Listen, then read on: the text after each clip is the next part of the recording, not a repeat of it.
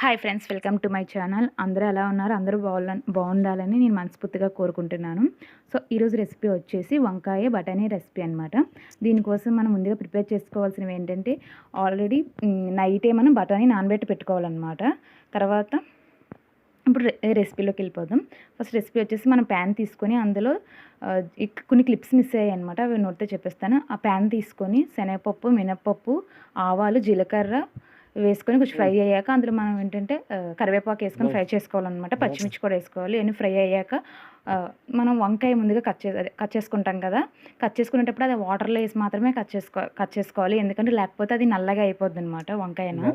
So ఇప్పుడు ఎప్పుడైతే మనం ఉల్లిపాయ వేసాం కదా, ఉల్లిపాయ మగ్గిపోయాక అందులో మనం వంకాయ వేసుకోవాలి. వంకాయ కూడా కొంచెం మగ్గిపోయాక అందులో టమాటా వేసుకోవాలన్నమాట. టమాటా వేసుకొని కొంచెం సాల్ట్ వేసుకొని మళ్ళీ మూత పెట్టేస్తే అది కొంచెం మగ్గుతుంది అనమాట.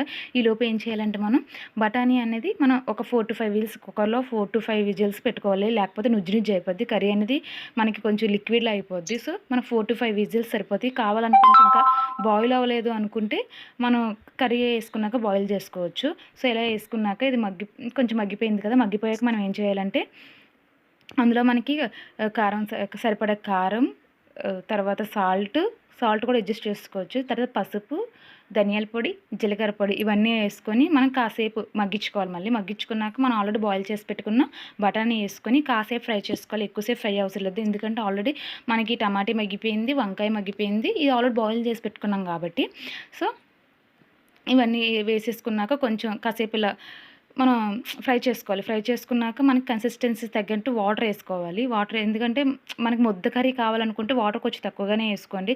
లేదు మనకి కర్రీ ఎక్కువగా కొంచెం లిక్విడ్గా కావాలి, కలుపుకోవడానికి బాగుండాలి అనుకుంటే కొంచెం వాటర్ ఎక్కువ వేసుకొని మళ్ళీ మూత పెట్టేసుకోవాలన్నమాట. అంటే ఈ కన్సిస్టెన్సీలో ఉన్నప్పుడు మనం అన్నీ అడ్జస్ట్ చేసుకోవచ్చు. ఒకవేళ టేస్ట్ చేసి అన్నీ సరిపోయలేదు కూడా చూసుకోవాలి.